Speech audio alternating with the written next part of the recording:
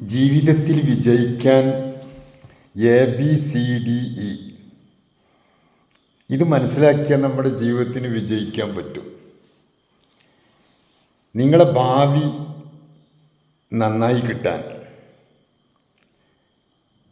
നല്ലൊരു ലൈഫ് ഉണ്ടാക്കിയെടുക്കാൻ നിങ്ങൾ മനസ്സിലാക്കേണ്ട ഏറ്റവും വലിയൊരു പോയിൻ്റാണ് പറയാൻ പോകുന്നത്.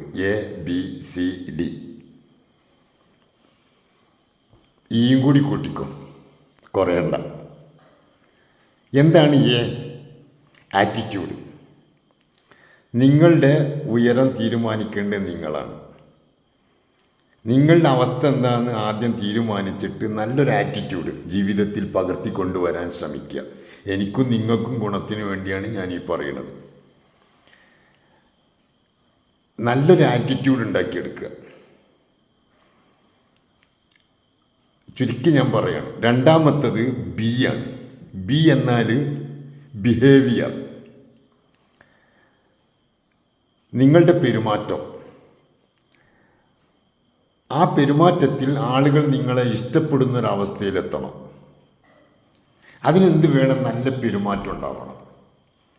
മീൻസ് നല്ല സ്വഭാവം, സൽസ്വഭാവം. ഈ സൽസ്വഭാവം ഉണ്ടാവൽ എങ്ങനെയാണ്? ബി മുസാഹബത്തിൽ ഉലമായി വസ്വാലിഹീൻ എന്ന് കാണാം. നല്ലവരുമായിട്ട് കൂടുക, പണ്ഡിതന്മാരുമായി ബന്ധമുണ്ടാവുക, നല്ല കൂട്ടുകാരുണ്ടാവുക, നല്ലതിലേക്ക് ക്ഷണിക്കുന്ന നല്ല കൂട്ടുകാർ. അങ്ങനത്തെ ആളുകളിൽ നിന്നുള്ള സ്വഭാവം നമ്മൾ മനസ്സിലാക്കി വെക്കുക. നല്ല സ്വഭാവക്കാർ. അങ്ങനെ സ്വഭാവം വരുമ്പോൾ തലാക്കത്തുൽ വജ്ഹ് ഉണ്ടാവും. മുഖത്തിന് നല്ല പ്രസന്നത. ആരുടെ മുഖത്ത് നോക്കുമ്പോഴും നല്ല പ്രസന്നതയോടുകൂടെ അവരെ നോക്കിക്കാണുക, പുഞ്ചിരിയോടുകൂടെ. അതാണ് നമ്മളെ ബിഹേവിയർ നന്നാക്കണമെന്ന് പറഞ്ഞത്.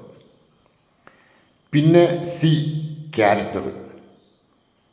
ക്യാരക്ടർ നന്നാവണം. നേരത്തെ പറഞ്ഞ സ്വഭാവ മഹിമ, പെരുമാറ്റം, ആരെയും വേദനിപ്പിക്കാത്ത വാക്കുകൾ, മറ്റുള്ളവർക്ക് വേണ്ട സഹായങ്ങൾ, സഹകരണങ്ങൾ ചെയ്യാൻ കഴിയണത് ചെയ്തു കൊടുക്കുക. ജോലി രംഗത്തൊക്കെ നമ്മൾ നല്ല ക്യാരക്ടറായിട്ട് വർക്ക് ചെയ്യുക. അത് നമ്മൾ ഉണ്ടാക്കിയെടുക്കണം. അപ്പോൾ ABC കഴിഞ്ഞാൽ പിന്നെ D ആണ്, ഡ്രീം. നല്ല ഡ്രീമുകൾ ഉണ്ടാക്കുക, നല്ല സ്വപ്നങ്ങൾ.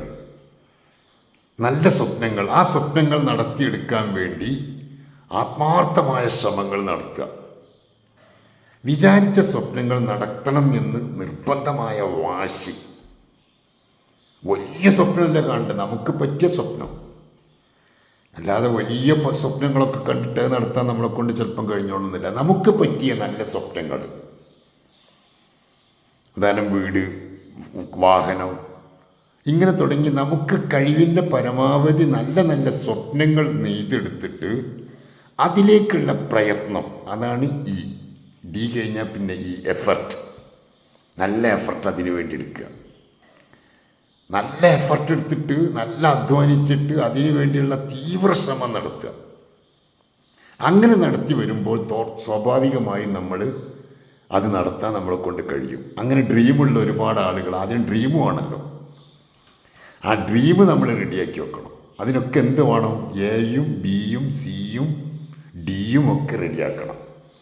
എന്നിട്ട് എന്ന എഫർട്ട് അതിലേക്ക് അങ്ങ് എടുക്കുക. നല്ല എഫർട്ട് എടുത്താൽ, നല്ല അധ്വാനശീലം, മടിയില്ലാതിരിക്കുക, ജീവിതത്തിൽ വിജയിക്കാൻ വേണ്ടിയുള്ള ആത്മാർത്ഥമായ ശ്രമങ്ങൾ നടത്തുക.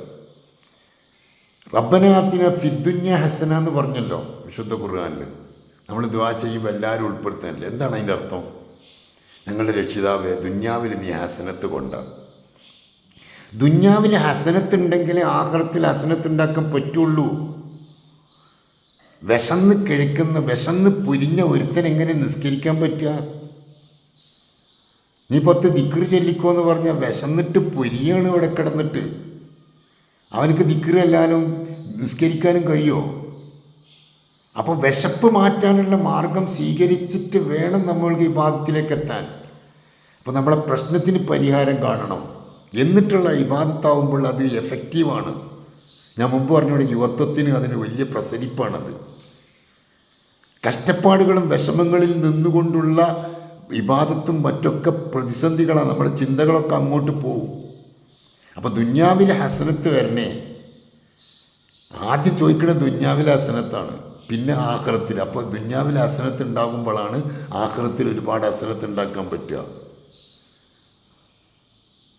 ഇബ്നാത്തിന ഫി ദുനിയാ ഹസന ഫിൽ ആഖിറത്തി ഹസന വഖിനാ അദാബന്നാർ, നരകത്തിലെ ശിക്ഷയിൽ നിന്ന് ഞങ്ങളെ കാക്കണേ. എന്നാൽ ഒരൊറ്റ ആയത്ത് മതി ചിന്തിക്കാൻ, അതിൽ പെട്ടു എല്ലാം, എയും ബിയും സിയും ഡിയും എല്ലാം. അപ്പം ആത്മാർത്ഥമായ ഒരു നല്ല മനക്കരുത്തോടു കൂടെ ശ്രമം നടത്തുക. അള്ളാഹു വിജയിപ്പിക്കട്ടെ.